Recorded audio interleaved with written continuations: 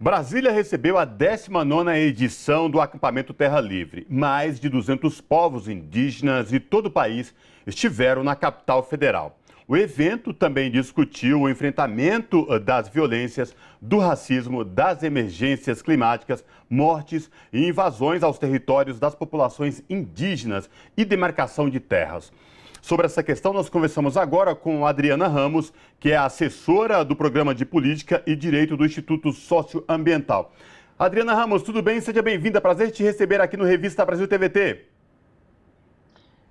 Bom dia, eu que agradeço a oportunidade de estar aqui com vocês. Adriana, vamos falar um pouco do acampamento Terra Livre, a 19ª edição do evento, num momento histórico e muito importante, onde os indígenas, por tudo que vem passando nos últimos anos, os povos originários, tem um momento agora que é muito marcante com a possibilidade de anúncio do presidente Lula e sua equipe de demarcação de novos territórios indígenas, é isso mesmo? É isso mesmo, o presidente está lá agora nesse momento, no acampamento, devem ser anunciadas algumas medidas, agora mesmo foi assinado um acordo entre a FUNAI e o Ministério, do ministro Wellington Dias para atendimento de demandas no território Yanomami, e estão sendo aguardadas os anúncios de algumas homologações. Não todas o que havia expectativa, mas é sem dúvida nenhuma a retomada do processo de reconhecimento territorial paralisado nos últimos anos e um outro ânimo para os povos indígenas de poder contar com um governo que reconhece os seus direitos como pauta prioritária. Uhum.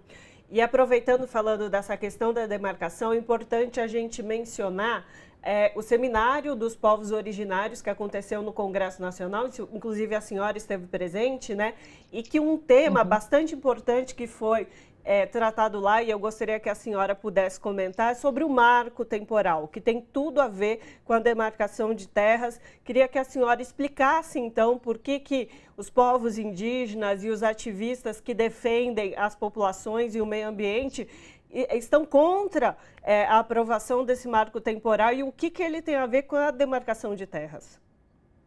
Bom, o marco temporal é uma tese esdrúxula, criada para atacar os direitos indígenas, que coloca em xeque o que a Constituição Federal diz. A Constituição brasileira reconhece aos povos indígenas a ocupação originária do território, Então, a Constituição diz que são nulos e extintos qualquer título que tenham sido emitidos sobre territórios indígenas. O que a tese do marco temporal tenta fazer é dizer que a Constituição só faz o reconhecimento do direito ao território daqueles povos que estavam naquela localidade no dia da promulgação da Constituição, o que é completamente contrário ao que o Constituinte quis dizer, de que aqueles territórios sempre foram daquelas populações. Porque a gente sabe que o processo colonial brasileiro tirou muitas comunidades dos seus territórios, expulsou essas comunidades dos seus territórios. E a Constituição, ao reconhecer a ocupação tradicional e o direito originário, retoma o direito aos territórios originais para essas comunidades.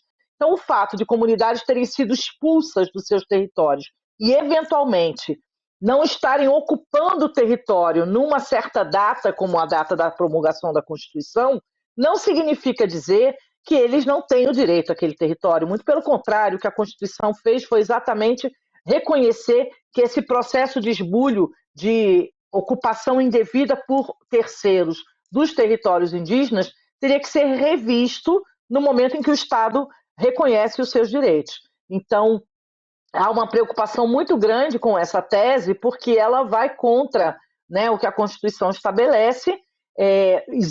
Está previsto agora para o início de junho a retomada do julgamento no Congresso, mas os parlamentares que são contrários aos direitos indígenas têm tentado avançar com esse debate no Congresso, inclusive criando um certo constrangimento com o Supremo Tribunal Federal, que está dedicado a essa discussão há um tempo. Lamentavelmente, o que a gente tem visto no Congresso Nacional é que a maior parte das propostas que dizem respeito aos direitos indígenas elas vêm sendo atacadas principalmente pelos parlamentares que se aliam ali na frente parlamentar da agropecuária e tem uma dificuldade, né, de entender o direito indígena e de buscar a compatibilidade entre, né, a produção agrícola ou a propriedade da terra, que a maioria, né, persegue, com os direitos indígenas. Então, lamentavelmente, o marco temporal é mais uma dessas formas de ataque aos direitos dos povos indígenas.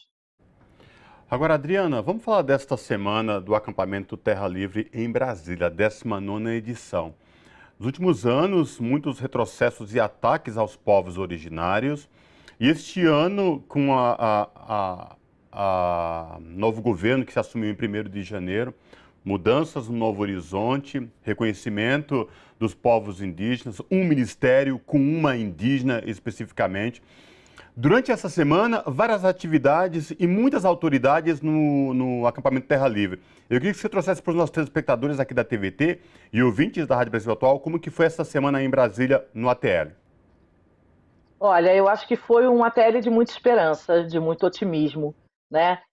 Um ATL com muita gente, então a gente teve uma presença de diferentes grupos todos os dias se apresentando com apresentações culturais, com manifestações políticas importantes, mas sempre, obviamente, demonstrando essa diferença, né, do que foram os últimos anos, em que a gente, inclusive, sofria com o receio de não conseguir fazer as manifestações, né, de ter a polícia ali do lado de fora do acampamento, muitas vezes reprimindo essas manifestações.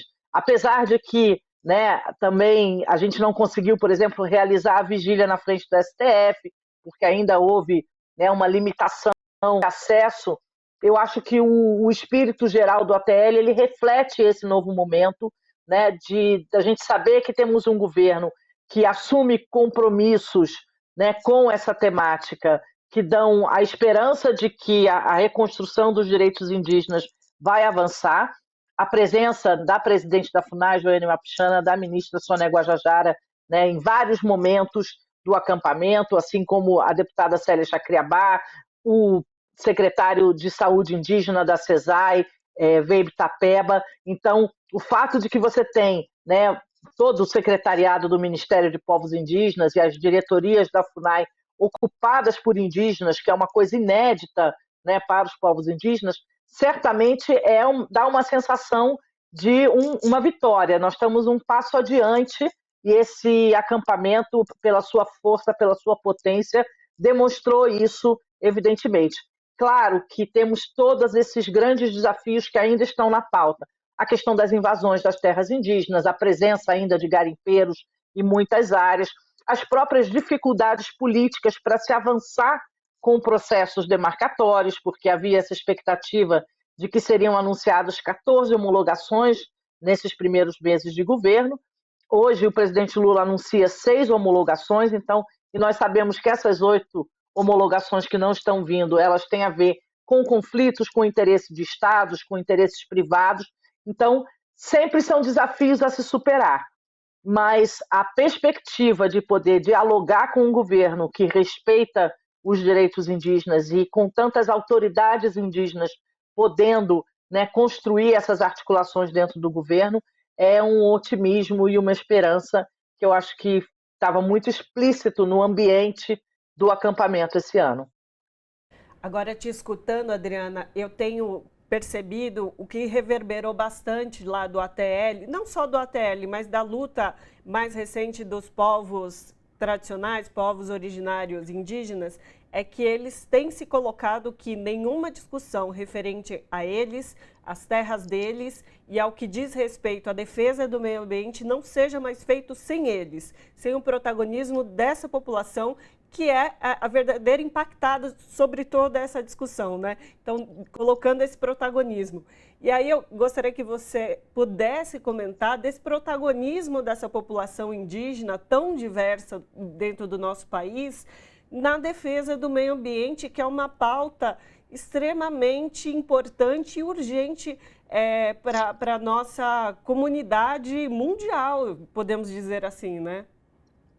Sem dúvida, Ana Rosa. Eu acho que esse é um protagonismo que foi uma conquista, né, dos povos indígenas e que, de fato, vai fazer toda a diferença na forma como a nossa política, como a nossa sociedade vai lidar com essa questão indígena no futuro. Muitas vezes a gente vinha falando, inclusive, né, da importância dos povos indígenas para a conservação das florestas, porque é o modo de vida indígena que contribui para a conservação. A gente tem hoje até estudos arqueológicos que demonstram que é quase que o contrário, que a gente só tem a floresta, a Amazônia, né, como a gente reconhece a importância dela hoje, por causa desses povos e dos modos de vida deles. Então, o olhar indígena, né, o conhecimento indígena, a percepção de como os indígenas lidam com diferentes problemas na relação com o meio ambiente, nas próprias relações sociais, pode mudar muito da forma como a nossa sociedade lida, né? E pode nos abrir muitas frentes. Então, essa visão já é reconhecida internacionalmente como uma questão chave para a gente superar os problemas de sustentabilidade, a crise climática que a gente tem. Então, ter indígenas em espaços de poder, influenciando a política, trazendo esse novo olhar, que é um olhar ancestral, mas ele é novo para a nossa sociedade, que o rejeitou por tantos anos, né?